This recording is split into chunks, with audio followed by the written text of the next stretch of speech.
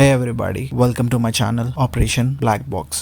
అందరికీ నమస్కారం, welcome to my channel. ఇవాళ మనం డిస్కస్ చేసే టాపిక్ ఏంటంటే మన భారతదేశంలో చాలా సాధారణం అయిపోయిన విషయం, అదే లార్జ్ స్కేల్ స్టాంపేడ్స్. మన దేశంలో రీసెంట్ టైమ్స్ లో ఇలాంటి ట్రాజిక్ ఇన్సిడెంట్స్ చాలా ఫ్రీక్వెంట్ గా జరుగుతున్నాయి అండ్ ఇట్స్ హై టైం మనం వీటి వెనకాల ఉన్న కారణాలు ఏంటో మరియు ఏం మార్పులు కావాలో చూద్దాం. ఇది చాలా ఆందోళనకరమైన విషయం, ఎందుకంటే వేరే ఏ దేశం కంటే ఎక్కువ స్టాంపేడ్స్ ఇండియాలోనే జరుగుతున్నాయి. ఈ ఇన్సిడెంట్స్ లో చాలా మంది ప్రాణాలు కోల్పోతున్నారు మరియు గాయపడిన వారి సంఖ్య కూడా చాలా ఎక్కువగా ఉంది. మీరు గమనిస్తే రీసెంట్ స్టాంపేడ్స్ డిఫరెంట్ స్టేట్స్ లో ఈ మధ్య చాలా జరిగాయి. ఉత్తరప్రదేశ్ నుండి కర్ణాటక వరకు, అంతెందుకు రీసెంట్ గా హైదరాబాద్ సంధ్య థియేటర్ లో కూడా ఒక స్టాంపేడ్ జరిగింది. ఇది ఒక నేషన్ వైడ్ ఇష్యూ అని తెలుస్తుంది. రీసెంట్ గా జరిగిన చాలా బాధ కలిగించే కొన్ని ఉదాహరణలు చూద్దాం. లాస్ట్ ఇయర్ జూలై 2024లో హత్రా స్టాంపేడ్లో దాదాపు 121 మంది ప్రాణాలు కోల్పోయారు. ఇది ఎంత దారుణమైన విషయం. హైదరాబాద్లో పుష్ప 2 మూవీలో ఒక పాప, ఒక కన్నతల్లి చనిపోయింది. కుంభమేళ స్టాంపేడ్లో 30 కంటే ఎక్కువ మంది చనిపోయారు. న్యూఢిల్లీ రైల్వే స్టేషన్లో జరిగిన ఇన్సిడెంట్లో 18 మంది చనిపోయారు. గోవాలో జరిగిన దానిలో మరియు అత్యంత రీసెంట్గా బెంగళూరు క్రికెట్ ఫ్యాన్ సెలబ్రేషన్లో కూడా, అక్కడ కూడా దురదృష్టవశాతం 13 మంది చనిపోయారు, ఇంక్లూడింగ్ ఎ చైల్డ్, మరియు 50 మందికి పైగా గాయపడ్డారు. ఈ సంఖ్య ఇంకా పెరగవచ్చు. Think about it. జస్ట్ ఒక క్రికెట్ గెలుపుని సెలబ్రేట్ చేసుకుందామంటే ఎంత భయంకరమైన పరిస్థితి ఉంది ఈ దేశంలో.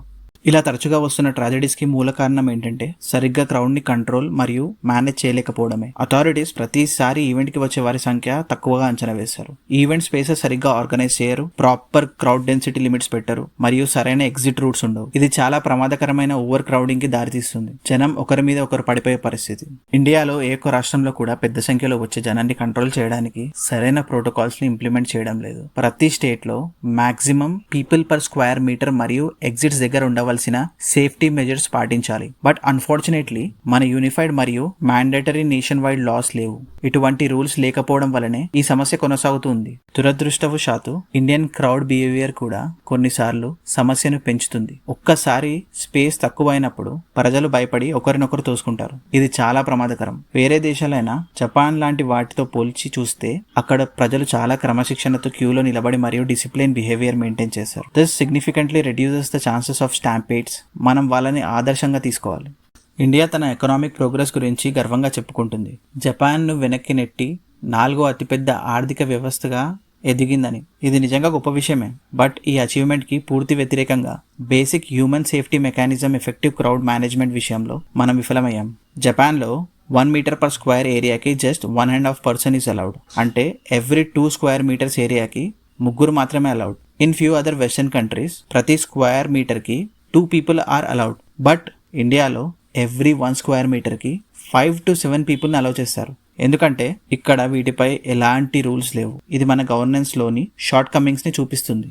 ఓవర్ క్రౌడింగ్ వల్ల కానీ లేకపోతే స్టాంపేడ్స్ వల్ల చనిపోయిన వారికి కానీ ఈవెంట్ ఆర్గనైజర్స్ ని బాధ్యులను చేయడం చాలా అరుదుగా కనిపిస్తుంది. సరైన అకౌంటబిలిటీ మరియు రూల్స్ ని స్ట్రిక్ట్లీ ఎన్ఫోర్స్ చేయలేకపోవడం వల్ల ఆర్గనైజర్స్ టికెట్లు ఎక్కువ అమ్ముకుంటారు లేదా ఎక్కువ సంఖ్యలో జనాన్ని అనుమతిస్తారు. వాళ్ళ ప్రాఫిట్ మోటివ్స్ వల్ల ప్రజల ప్రాణాలు ప్రమాదంలో పడుతున్నాయి. ఇలా తరచుగా వస్తున్న ట్రాజెడీస్ ని ఆపడానికి మనం అర్జెంట్ గా pan India comprehensive laws crowd control పై అవసరం. Strict enforcement mechanisms, crowd management personnel కి మెరుగైన ట్రైనింగ్ మరియు హ్యూమన్ లైఫ్ ని సెలబ్రేటరీ ఈవెంట్స్ లేదా ఎకనామిక్ గెయిన్స్ కంటే ఎక్కువ విలువ కట్టే కల్చరల్ షిఫ్ట్, ఇవన్నీ చాలా అవసరం.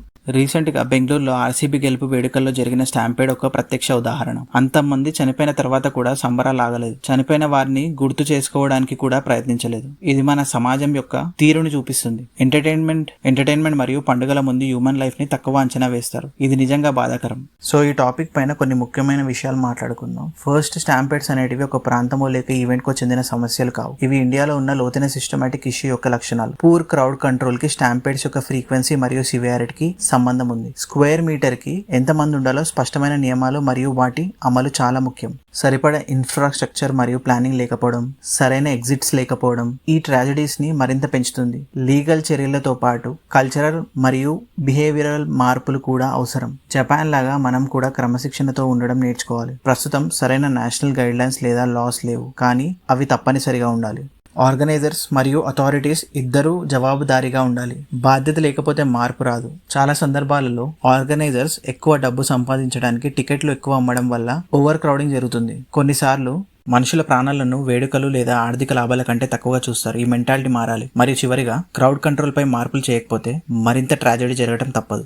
Thank you for watching. మీకు నా వీడియో నచ్చినట్టయితే please like, share and subscribe and don't forget to click on bell button. Bye until next video.